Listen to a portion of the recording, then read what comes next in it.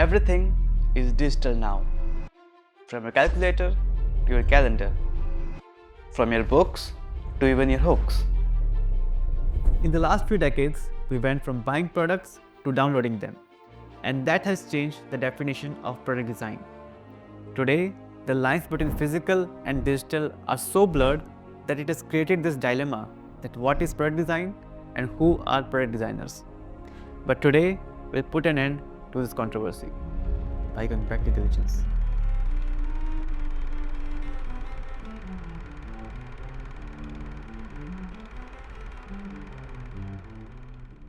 If you go back around 100 years and ask someone what exactly is product design, the answer would be pretty straightforward. Designing physical things, stuff you can hold, use, and see in real life. Designers used to focus on materials, craftsmanship, ergonomics, and how a product would look and feel in your hand. And this happened after one turning point in design history, the Second Industrial Revolution. This was a time when mass production became possible and companies started making products faster, cheaper, and more consistently than ever before. Factories were popping up everywhere, and people were being introduced to innovative products that they had never seen before. Companies were churning out innovative, well engineered products at an unprecedented rate, and people couldn't get enough of it. From the cars to sewing machine and household appliances, everything was new and revolutionary, but still very tangible. Think about life of an average person at that time. You wake up with an alarm clock. You read a newspaper and mail at the breakfast. Drive to work in a fully manual car with buttons and knobs. At the job, you work on machines or deal with hundreds of files and records. Go out for lunch, do meetings in person, come back home and have dinner while watching news, and then go back to sleep by setting alarm for the next day. Each step and activity was so tangible that there was no gap between the user and the product fulfilling that need. And more important thing is, most of the products were designed to fulfill a single need or desire. And that's why there were a lot of products and designers emerging in that era. Even the architects were making shift to product design for their creative outlet. But there's one interesting fact. If you go to Wikipedia and look at this list of industrial designers, most of the people in the list are born between 1950s to 1980s because of the trend and the need of more physical and industrial products. So what happened in the 80s and 90s that not only stopped this inclination toward the physical products but changed the whole definition of a product? It was the digital revolution. 80s was a pivotal moment for both software and hardware. On one side, companies like IBM and Apple were making computers something regular people could actually use and afford. On the other side, companies like Microsoft and Micropro were creating softwares to run on these computers, mostly for businesses. This is when things like DOS and later Windows became super popular. They made computers easy to use and way more practical. This strategy of selling to businesses or high-end consumer was a smart move and became the blueprint for a lot of tech companies later on. Look at Microsoft back then or even Tesla today. They started with a limited edition Roadster and then went cheaper and broader with Model S, X, 3 and Y. And then came the 90s when the internet changed the whole game. Everything began to go digital. Suddenly, the world felt a lot more connected, and that opened the doors for some of the biggest and most successful products. It completely changed how we search for information. Then there's Microsoft, which was everywhere by this point, with Windows, Office, and even Internet Explorer dominating the web. And let's not forget about the Apple. In the late 90s, Steve Jobs came back and launched products like the iMac and iPod, bringing Apple back from the edge and creating the tech ecosystem that we know today.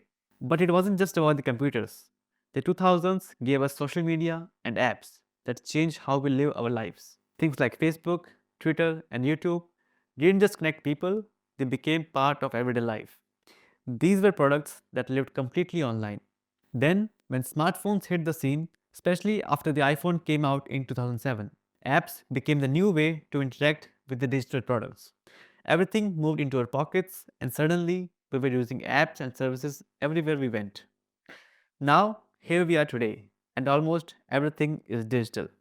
From streaming platforms like Netflix to the apps we use for work like Slack or Zoom. Digital products are just a part of our daily lives now. The line between the physical and digital product design has become almost invisible. Today's products are often a hybrid of both. Take something like the Apple Watch. Yes, it's a physical object that you wear, but so much of its value comes from its digital capabilities. The apps, the notification, the heart rate monitor.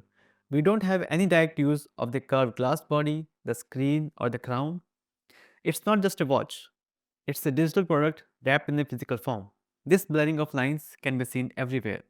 Smartphones, smart speakers, fitness trackers, all these products combine physical design with digital experiences. This shift is more than just a change in how we design products. It's about how technology and society has evolved together.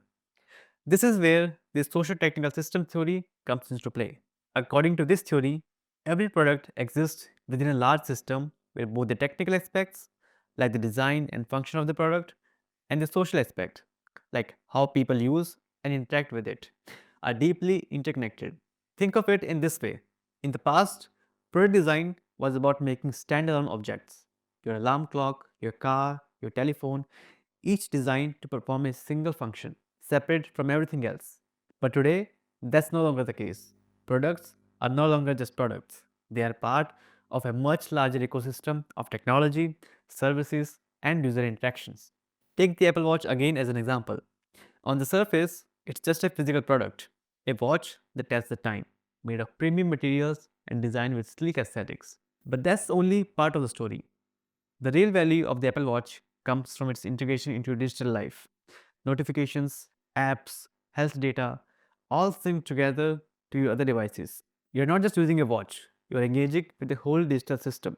This intertwining of physical and digital isn't just limited to wearable tech. Smartphones, smart speakers, and even cars are now part of this complex social technical system. A Tesla, for instance, isn't just a car you drive, it's a platform for digital experiences.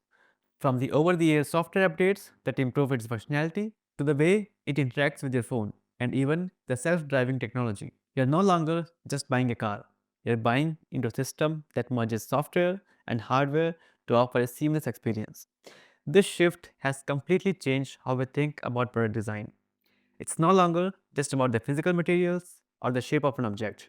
It's about the entire user experience, which includes both the tangible and intangible aspect of a product. This is why socio-technical systems theory fits perfectly. Products today can't be fully understood without looking at the bigger picture, the technology behind them, the society they serve, and the interaction between the two.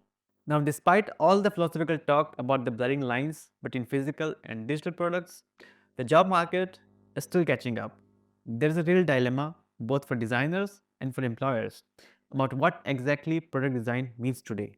Job titles like product designer, UX designer, and even interaction designer are often used interchangeably, leading to a mismatch between what employers are looking for and what designers can offer. Employers may list a job for a product designer but expect them to have deep knowledge of software and user interfaces, while designers trained in physical product design might feel out of the place in these roles. Because even today, universities focus on product design as a physical, tangible thing, whereas the job world perceive it as a digital thing.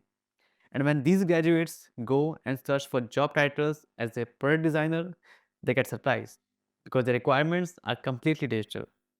And that's why we have to ask this very important question: who exactly is a product designer today?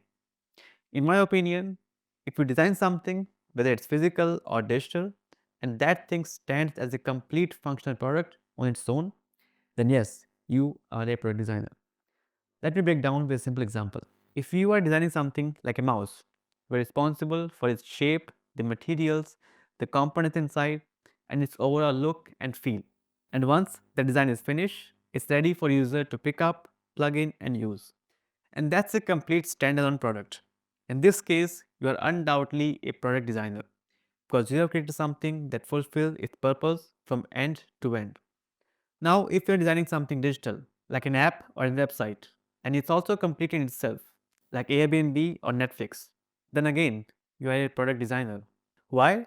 Because you have built something that a user can directly interact with without needing any extra features or products to make it functional. It delivers the value by itself. But here's where it gets a little tricky. Let's say you're designing just one feature of a broader ecosystem, like the control panel UI for iOS 18. In this case, you're working on an important part of the experience, but it's not a full product by itself. It's just a piece of a much larger ecosystem. In such cases, it might be more accurate to call yourself a UI designer or interaction designer because you are focused on a single touch point within a bigger product. But the takeaway here is that these titles, product designer, industrial designer, UI/UX designers, they are just labels given by companies based on what they need at that moment. These titles don't define your whole identity as a designer. What really defines you is your ability to create something meaningful, functional, and valuable from concept to finished product, whether it's a physical object or a digital experience. So, what does all this mean for the future of product design? The reality is, the product design as a field will continue to evolve, expanding far beyond its traditional roots. Designers won't just create physical objects or user interfaces, they'll design entire ecosystem that blend the physical and the digital in ways we can only begin to imagine. And as a designer, it's not about whether you design something physical or digital, or whether your job title is product designer or UI designer. What matters is that you are solving real problems, embracing new technologies, and creating meaningful experiences by keeping the user experience at the heart of everything you create. So, whether you're designing a smartwatch or an app or something entirely new, remember that you're a part of legacy that stretches back to the industrial revolution and is now marching forward into the unknown future. And who knows, the next big product revolution could be just around the corner. It might even start from you.